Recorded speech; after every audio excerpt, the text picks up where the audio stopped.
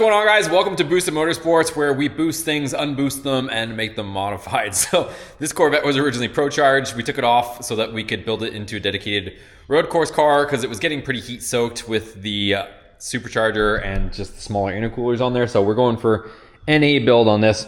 On the last video, I kind of took you guys just along with me as far as doing a bunch of stuff behind the scenes. Decided on this round, I'm kind of okay with my timeline on this, but I want to give you guys some behind the scenes stuff because we're going to be, or supposed to be, headed to the dyno this coming Wednesday. So right now it's actually Wednesday. So next Wednesday, I should say. It's Wednesday. I have to have this ready for the dyno the following Wednesday. So we have like 1 week to get this all figured out. And we did a bunch of stuff. So last video, I kind of showed you guys just roughly what I was doing. I was working on a bunch of stuff. We converted this C5 Z06 to a C7 frontward facing radiator, and I've just been getting everything outfitted. So the place that I had, I kind of outsourced a couple stuff as far as getting some of this stuff bent up and our brackets and whatnot for the radiator. The metal fabrication shop, their water jet ended up breaking, so they managed to get this piece for me. But then the parts that I was trying to make, which is this big box deal down here, that one didn't get made, so I have to make it myself. So I bought a cheap brake and we're gonna do this. So this is like a banged up version from my buddy's race car, and I am going to make it work for this. So what this does is, this is a huge scoop that you can see here, and it butts right up against the underside of the radiator. I might be able to get a better visual for you guys here. So there's the radiator, and it is a metal shroud that goes right up to the radiator. So all the air that comes in through here, it's gonna get driven right into the radiator. It has no choice. Also, I got my shipping notification. I have these huge block off plates that are going here. We're gonna cover this all up. And then I'm also going to make up a little aluminum piece here, block this off. I'll probably paint it black. And then all this will be blocked except for these little guys. These guys are gonna come in. We also have to make up some aluminum shrouds. I don't know if I'll get to that just yet, but these have to go in and channel the air through our oil coolers. We got an oil cooler here and another oil cooler here. So they're kind of flat facing. So the air comes in here and then it's gonna have to pass through there and come out the backside. So lots to get done. Let me pop the bumper back off. I just wanted to make sure that it was gonna fit. I'm probably also gonna cut a pretty decent chunk out of the bottom of this. I gotta figure that out. I don't know, we'll cross that bridge when we get there, but that way we got more airflow going into here. So, and then my splitter is gonna be here. So air is gonna get rammed in here, go right through the radiator. Should be a good setup. And then we have a massive fan that's over there to go on it. So bear with me. We're gonna be learning how to break metal, not that kind of break, but break it, bend it, and make up this box. So learn with me. I just got a metal brake from Harbor Freight. Let's see what happens. All right, so here's my progress so far, you guys. I got my jigsaw and I've got this here. So I ended up just cutting out, this is gonna be our side panel deal for here. Bang. And then I've got where I need to bend it, and then I'm gonna have two ears right there. So I gotta cut that out still. But before I do that, I'm gonna cut out our left and right side. So I got the mirror image right there of this, and then just the tabs will end up getting bent the opposite direction. So I'm gonna go ahead, jigsaw this out, and I'll have my two end plates, and then the top and the bottom are fairly straightforward. They're just rectangles with one bend, and then this just has kind of a curve to it. I don't know how hard or not hard that's gonna be. That should be interesting. And yeah, just two rectangle pieces. It's more the sides that are gonna be the hard ones to do. So let me go ahead, cut these out, and then probably practice with the brake on some small pieces, and then go for broke on this.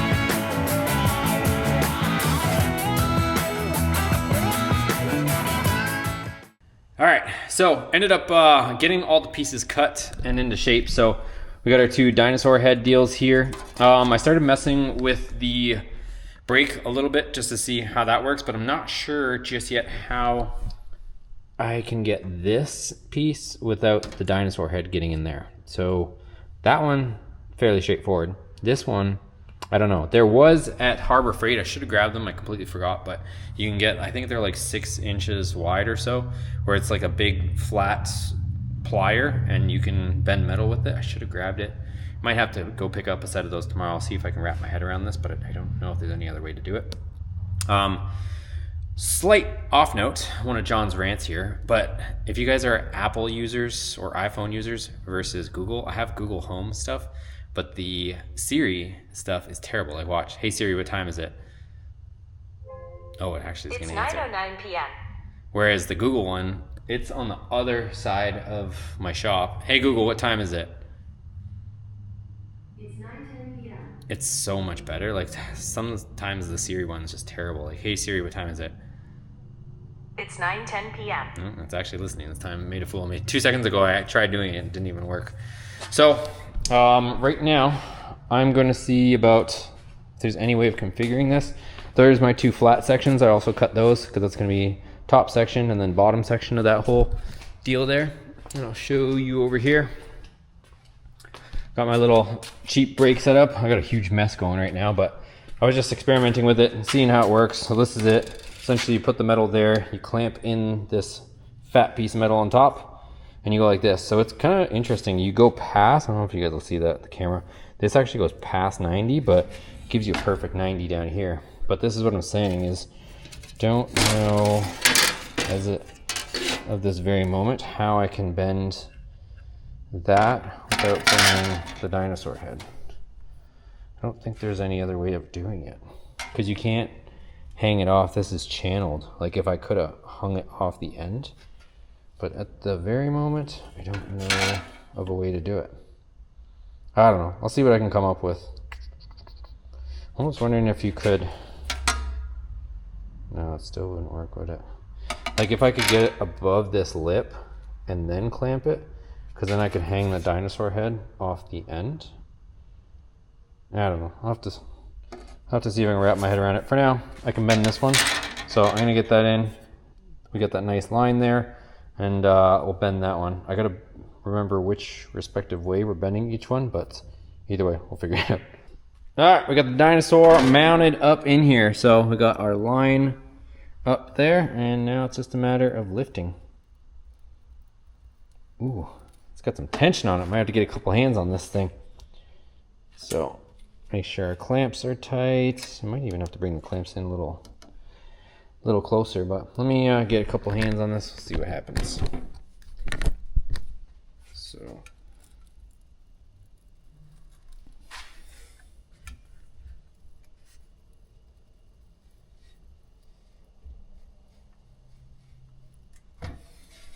ooh. Nope. She is not wanting to go. Let's see how this works. Let's see now. How about now?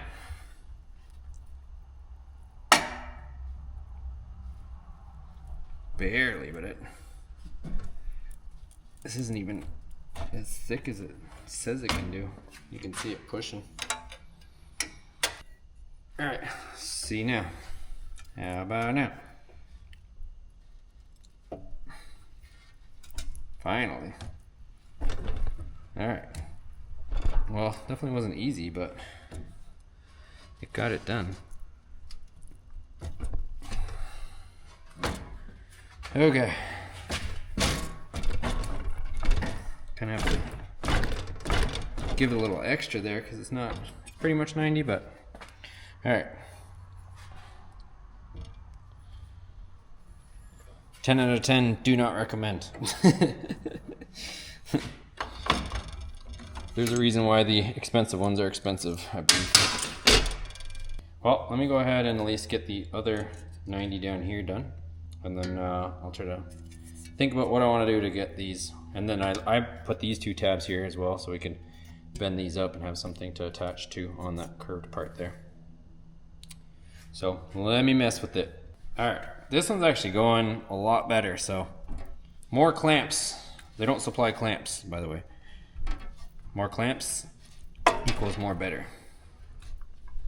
So got this one dialed in. So that one's all set. All right, you guys, a little bit of redneck ingenuity, and I think I got it. So I don't even know what I came up with here, but I ended up putting a spacer underneath this and then another piece of steel on top of that. Hung the dinosaur head off of here. It should flex back, but it kind of, I think it'll be fine. I was fighting with trying to get in here and then put a piece here to get up into there because this thing sticks up higher than there. So I needed something to boost this off there because that was trying to get into there and it was a whole ordeal. But I think I got it just about 90. I think I can manage the rest the next little bit just with the with these guys. I can probably just give it that extra little bit. So let me take this thing out of here and see what we got. All right, redneck engineering number 2 works. So had that there to press up on it so that the bar didn't hit. And yeah, got it done. Got it done. Very weird predicament, but did it even better on this side as far as our dinosaur head. So I'm gonna pop this out, bend those tabs over like I did these 2 little guys. And the hard part, I hope, is done. All right, next part of this, watch. Hey Siri, what time is it? Oh, it's gonna work. It's 10:19 p.m. It's late. But I feel like I'm on a mission right now. So the next part that I'm doing is down here. So I gotta figure out how I'm gonna do this. It almost looks like it's bent in 2 places. So I measured out this bend right here. And then I don't know if I'm gonna, if that matters, if it's scooped like that. I don't think it does, as long as it kicks down. I don't know if it matters on the very bottom part, but we'll see what happens there. I'm gonna go ahead, make that bend, and then we'll go from there. So I've got my line here where I need to make the bends. It's not a 90, obviously, it's whatever this is. I guess I can take my little protractor and see what it is, kind of get a rough estimate on it. But essentially what we're gonna do is be bending here, so kick up to there, and then we just kind of fold it over this tab here. All right, here we go with a 24-foot piece. Let's see if we've got our method down a little bit better, if this thing's gonna act all skittish. All right, so we need like a 22-degree bend. See how it's kind of like, ooh. This tool isn't the greatest. So 22.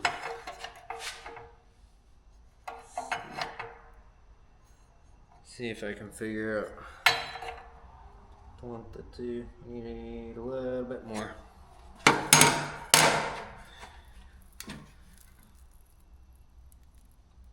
Let's see where we're at.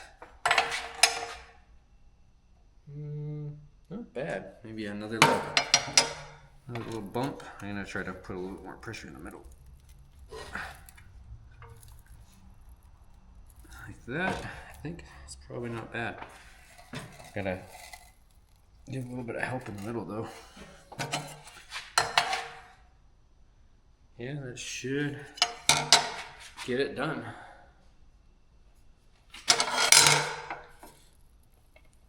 I guess you can't really expect a whole lot for a budget bender, can you? That's actually not bad. That's where we're trying to match up to. Yeah, so maybe just a little kick the other way on that last piece. Would be pretty nice. I think I like it. So we'll leave that last kind of deal just for some fine tuning. But I like it. All right, only other piece is the top. I don't know how the hell I'm gonna do this. Multiple bends? I don't know, leave it with me, I'll figure it out. All right, here's my little plan. So it's mostly flat from here to here, and then it goes up, up, up, and then a little bit down. So what I did was these 3 inches, I gotta draw one more line here. But these 3 inches, every line here, I'm gonna go up. So I'm gonna do a gradual kick up. And then on these 3 lines, these are 1 inch spaced, these are gonna go down. So that should give me my down curve and my up curve. I just have to be careful with it. So I'm gonna have to bend this one first, and then this one, and then this one, and then this one, and keep moving in sequential order. That way I can bend it without the bend getting back clamped into the brake. So that's my plan. Let me try it and I'll tell you guys how it works. So far, so good. My little plan's working. So I started here. I went 1, 2, 3, and now I'm about to do the 4th one. And it's giving me a nice gradual curve. So I'm just not going too crazy on it, but it's giving me what I want. And then these, I got to draw this on the back, flip it. And then I think I'm only going to do 2, probably 1, 2. And I think it's about all I might need. So almost there. All right, it's enough metal bending for one day. I am really happy with the way that turned out though. So worked out good. Hey Siri, what time is it? She's on a roll right now. Nope. Hey Google, what time is it? It's 11:05 p.m. See, that's what I'm talking about. Siri didn't even answer. Hey Siri, what time is it? It's 11:05 p.m. See, second time. Google's on it. So 11 o'clock at night. I am done for the day, but I'm happy. So that's the way it's starting to come through. So what I got to do next, and that'll happen in the morning, but you guys won't have to wait all that time, is I got to make this bend here. So the splitter's going to be here. So essentially I have to kick this thing up right here. So I'm going to measure where that is, and then it's going to have to come flat here so that it's not getting into our splitter. So should be pretty good, but we got a serious air dam on this vet. All right, guys, next day, full metalworking, grinding mode here. This thing is starting to look crazy. So I got the splitter on here. This sits beautifully. Well, actually, this is the upper piece. I don't know what I'm showing you that for. That piece sits beautifully on here. So the air is going to come in here, hit this, run up, and then you can see the whole radiator right there. So it's going to get shoved there. This got to get into place here. So right about there, I got to make some tabs to get this in place. Our air intake's going to be right next to it. That's why this is like offset this way, just so that our air intake can come through here and go over there. And then let me get that done. And then I also want to probably tackle the ducts for this. So make a couple ducts that come up to here, but we'll worry about that after. But let me go ahead, make some tabs up for that stuff, and we're getting closer.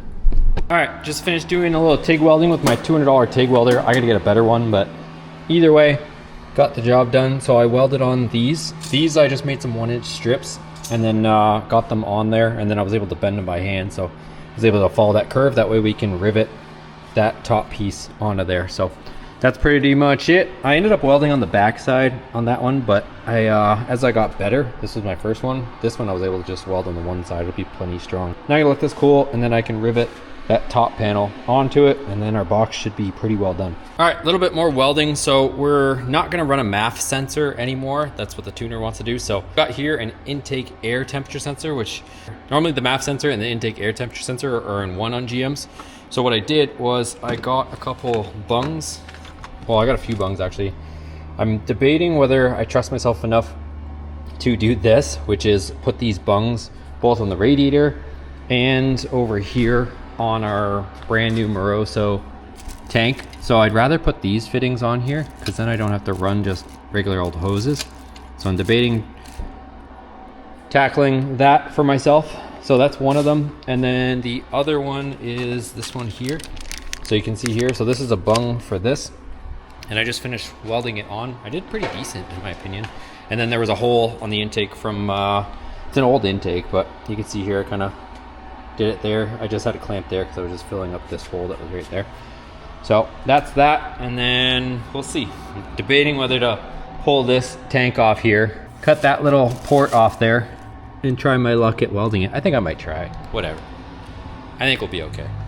So also it is pressurized and under fluid, so that's the other aspect of it. But I think I can do it, we'll try. All right, so I'm gonna try to cut this port off. I gotta drill a slightly bigger hole, and then I'm gonna weld on that little bung right there. All right, well, I'm committed now. So I cut that off, drilled that hole out, and now it's time to TIG weld that thing on there.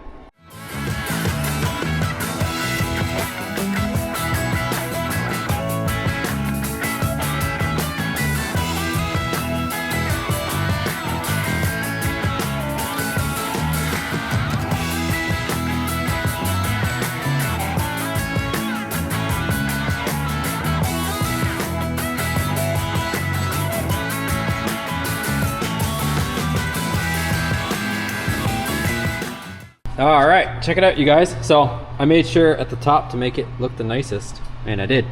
So that's on there, looking good. So now I can put the fitting on there. I don't know if you saw in there, but I ended up taking the fitting out. I kind of wanted to keep the fitting in there to just keep its shape, just in case it decided to warp or anything like that. But it started like puking out stuff, and I wasn't sure if it was going to turn brown on the anodization with how hot it gets. So I ended up just pulling it, welded it. It is what it is. If I have to chase it with a tap afterwards, I will. But I am happy with that. I don't know if I'm going to attempt the radiator. One of the things is with having to do this, you have to drill out a big hole and then shavings go in here. With this tank, I can rinse it out. With the radiator, I don't have that option, so I would probably end up blocking some of the core. So for that reason, I don't think I'm going to attempt it, because like I said, this is what I wanted to change. This was what I wanted to change. I wanted to take this out and put one of those fittings here, because that hose has to make it to the tank. But like I said, shavings are going to go in here, and then there's probably not a good way of getting them all out, and then it might block our radiator core. So I think for those reasons, I'm not going to mess with it. So anyways, I'm going to let that cool. I still got to rivet that to the top of that, and I think we're done with the welder for today, but just barely made it on gas. Look at that. All right, still working, still welding. Ended up getting this all together. This came out really nice, you guys. So I riveted all that. So this all flows in here smooth. Transition is gonna be real nice. Air goes into there, hits our radiator. It's boxed in clean to the side of our radiator. And then what I'm doing right now is just getting our air filter situated here. And this is coming through there, but there was never, this is kind of just old stuff that I'm repurposing from my buddy's car. He's gone through tons of iterations of his car. So I'm just using some of his old stuff. What I am doing right now though, I don't know if you guys can see, is I'm building a bracket to hold the intake, because before this thing was just bouncing around everywhere. But I'm just welding a little tab to the actual intake arm, and then I'm gonna drill a hole, put a nut cert right there. So that way this thing isn't just free floating in the air. It's gonna go from the throttle body to this coupling, and then that way this won't be bouncing all over the place and damaging our air filter also. So I got that positioned. I just got tacked and just got the position there. I got to cut off a little bit excess right here. I don't know if you guys can see that, but I'm gonna cut off a little bit excess, and then I'll TIG weld it to the intake arm, and then we'll have that piece too.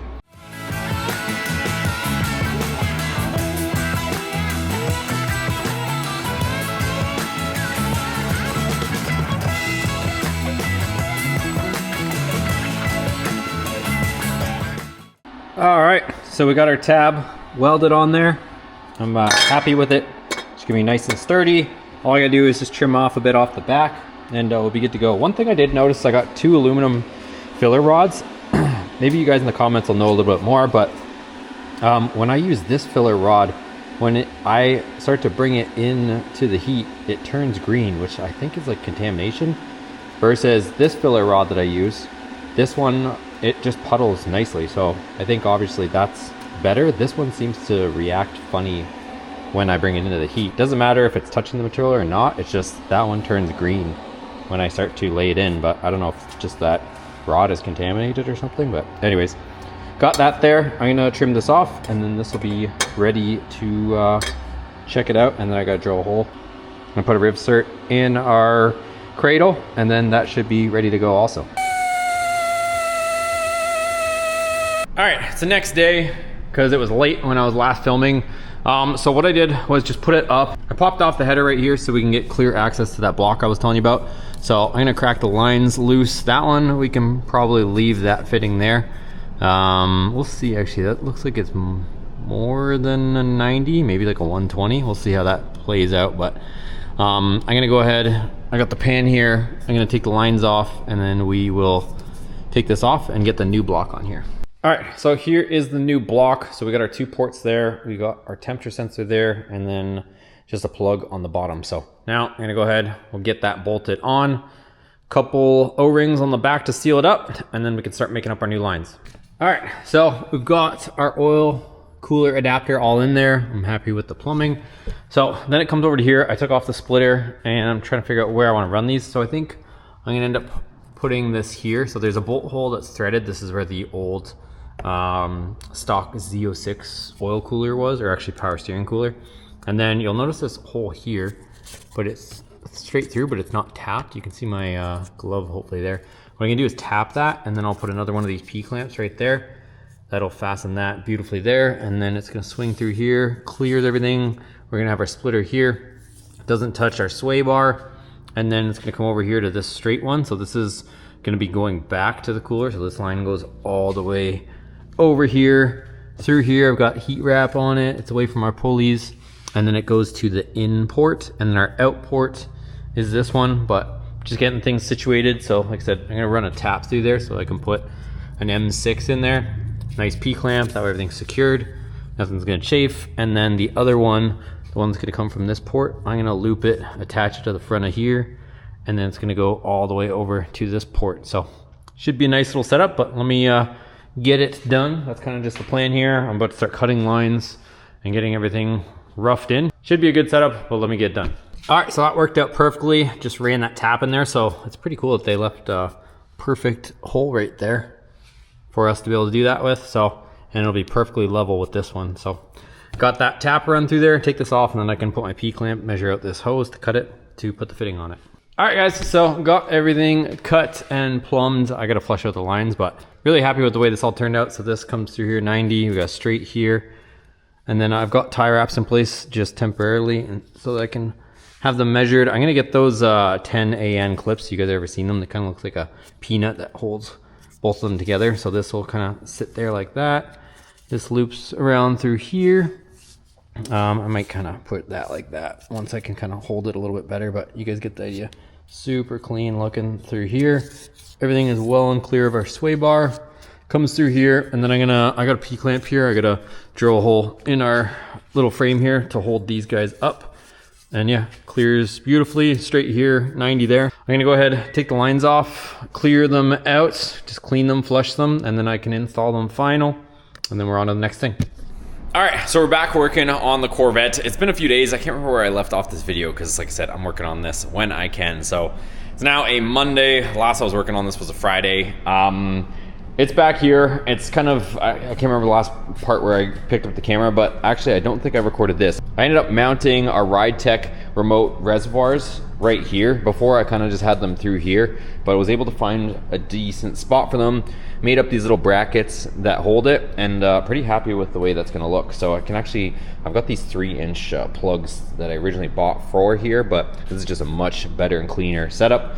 And then what I got in my hand right here, I just finished putting on this Permatex high temp sealant, thread sealant, and I just finished washing the tank out. You can kind of see a little bit of residual water because when I ended up drilling that, welding that, I wanted to make sure there was no shavings in here that's gonna get stuck in our radiator core. So washed it out, and now I'm gonna go ahead and put this fitting on here. That'll screw in beautifully there. So we've got a -4 or a 4AN fitting, and then I managed to find this. So this is actually a fuel fitting. One of these push to connect fittings, and then the only size I could find was a -6, but this is just for bleeding the air out of the cooling system, so really it doesn't have to be a big volume, just the -4 was what comes off all of our steam ports.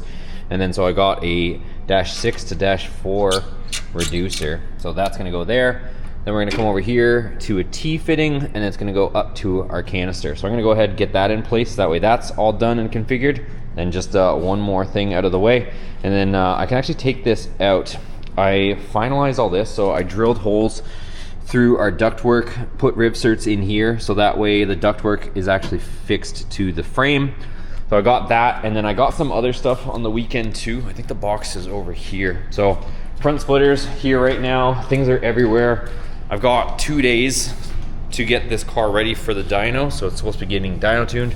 What I did pick up was this, so I'll show you guys once I get it out, but it's this splitter kit, and I'm hoping this will fill in the gaps. So from our bumper, I'm hoping this is gonna give us a nice flat surface to meet the gaps between the bumper and our splitter. So that's my idea anyways, instead of just, you know, hacking up a bunch of scrap like stock car sheet plastic. I'm hoping that, actually I can show you guys right here.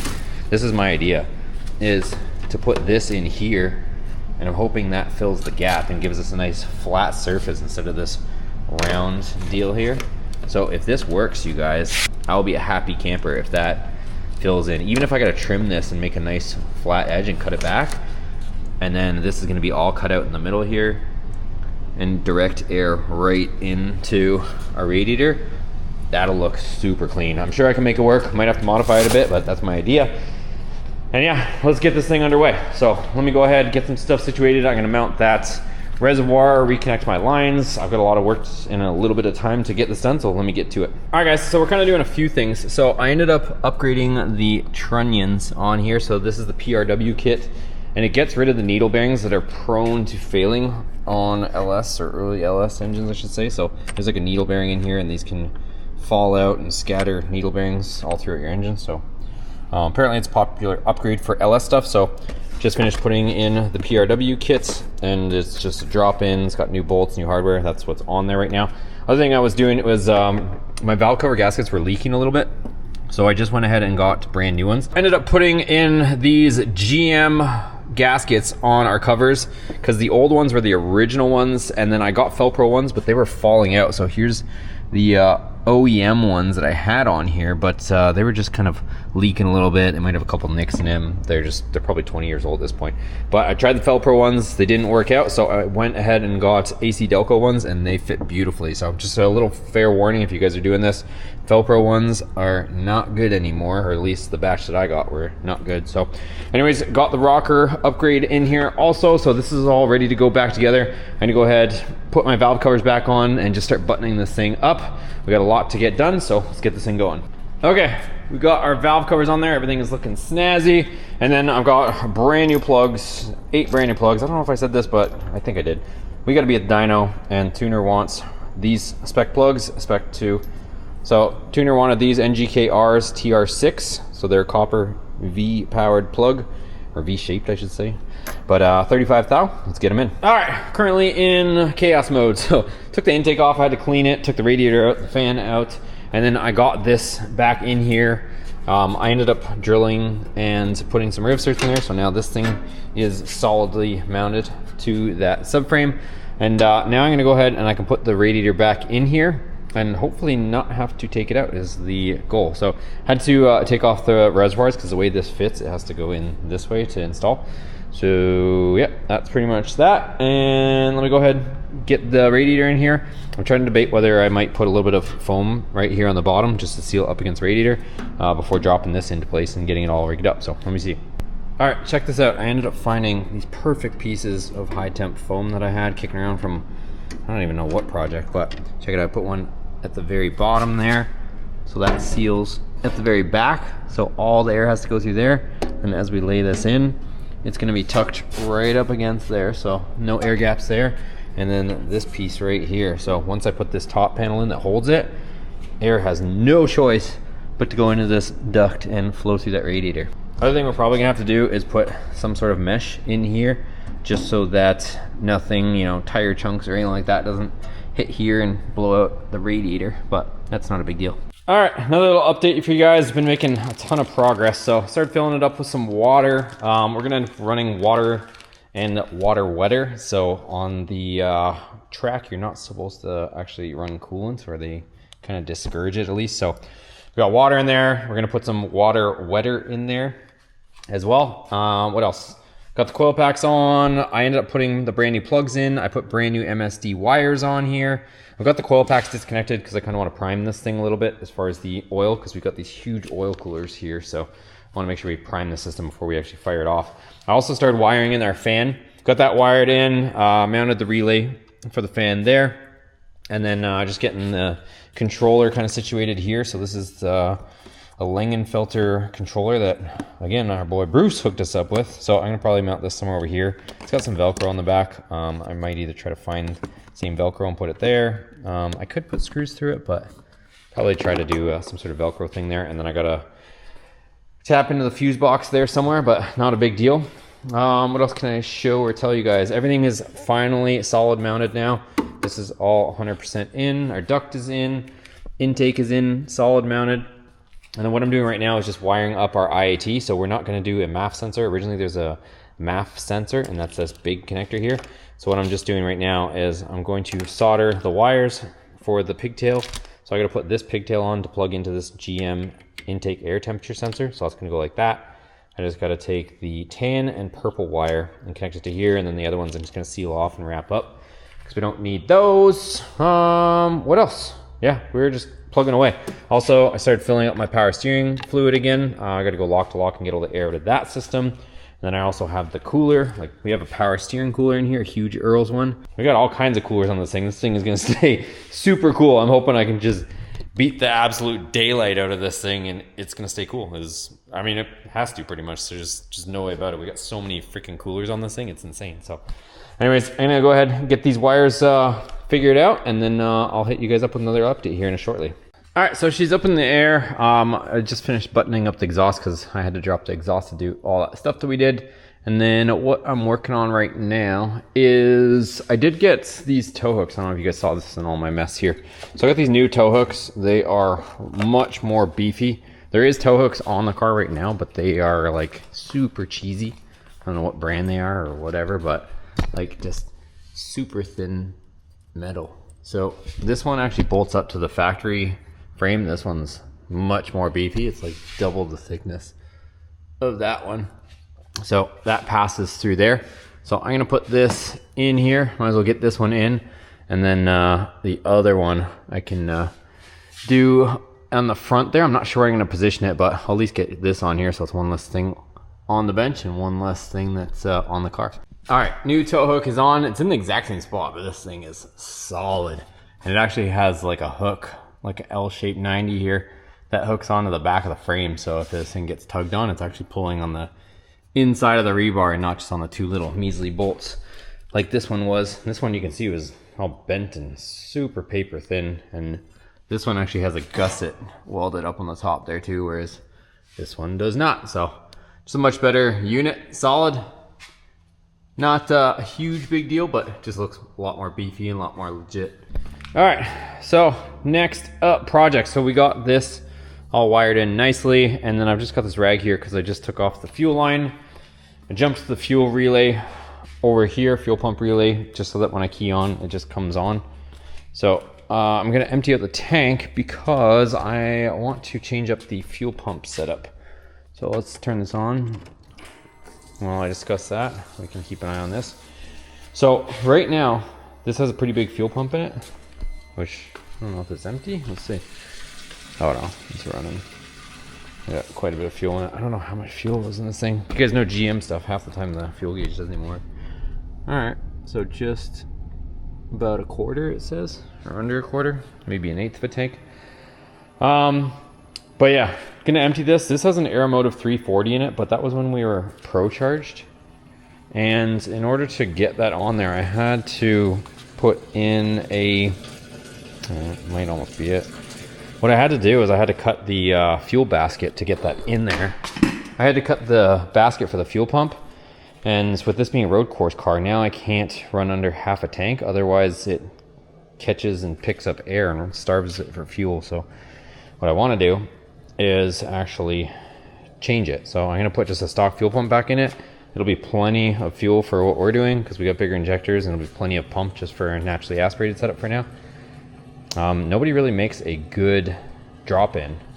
I had another major brand's drop-in fuel pump, and it ended up failing within like an hour of driving it. So yeah, gonna go back with just a good known OEM replacement. And yeah, it's not the funnest job, but at least on this year, I think this is an 02, I believe it's an 03 or 04.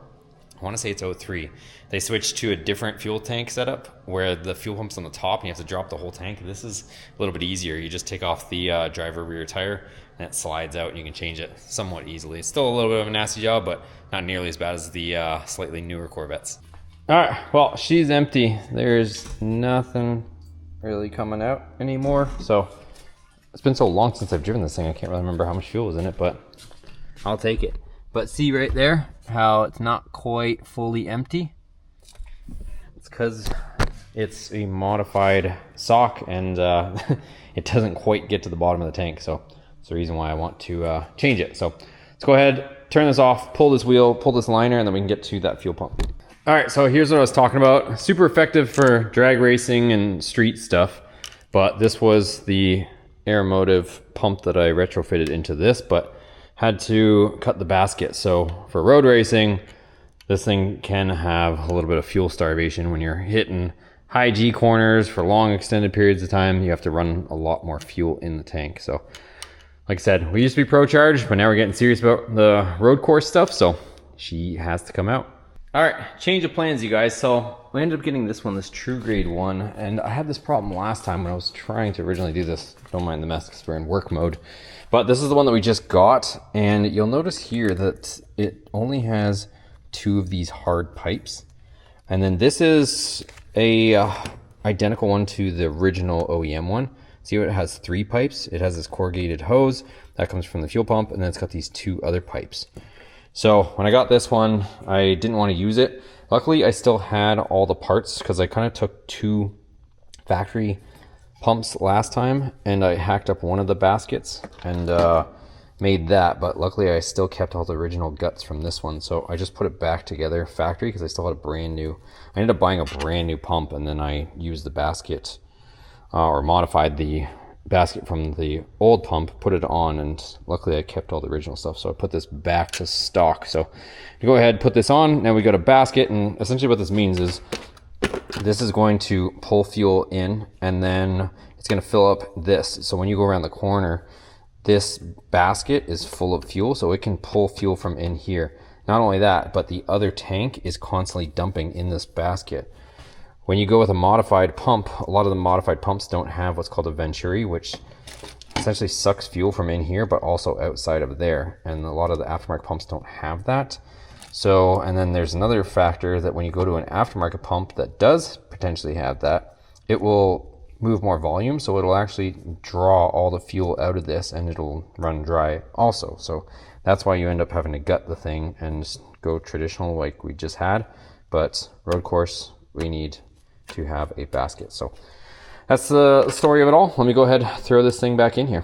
All right, so I went ahead and I just cranked it with the coil packs unplugged. So now we should be able to fire this thing up for the first time in a while. So let's plug all our coil packs back in and then fire it up. I did have to get a new battery. I had the AutoZone battery that's the second one that I had to go through, so hopefully this one, it's still under warranty, but just garbage. So plug these back in, and then I'm just gonna keep an eye on my fluids. So let's go ahead, and this thing should fire, I believe. Might be a little bit mad because it's expecting to have a MAF sensor, and it doesn't right now. So till that all gets worked out in the tune, let's see what happens. Good old GM key jiggle. See.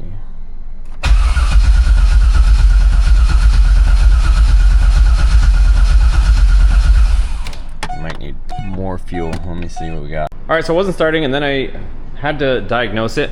So it was popping this fuse here. There is a harness that you can buy that actually takes direct power from your alternator all the way to your fuel pump so that you are not lacking, because the factory GM one is known to.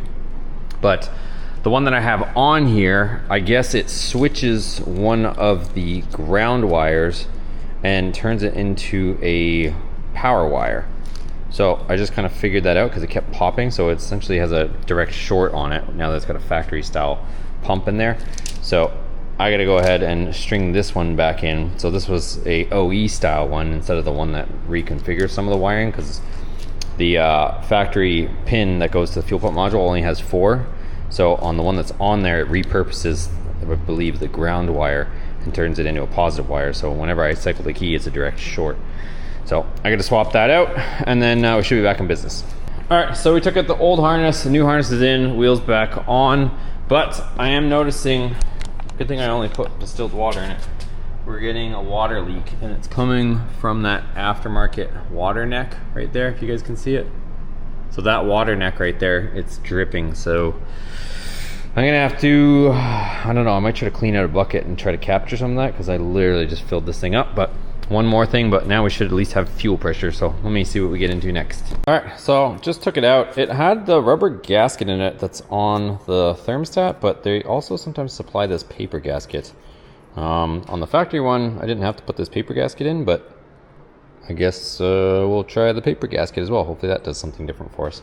All right, guys. So I ended up rushing and putting this thing back together. So everything is together. I had it running, and yeah, I had to get the tuner to send over a tune file just to get it started and idling. Checked everything, no leaks after replacing the thermostat gasket. So I'm gonna go ahead, and right now I actually have to load it up on the trailer and head over to Tampa to get this thing tuned. So let's go ahead, get this thing loaded up.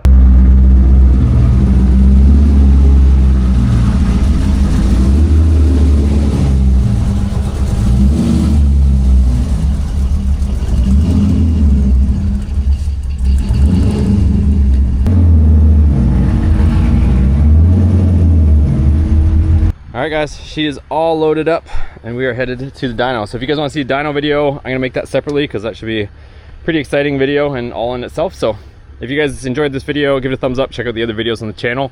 And we got a lot more on the way, and we also have a lot that we've already done. So make sure you check out the other videos if you haven't, and we'll see you guys on the next one.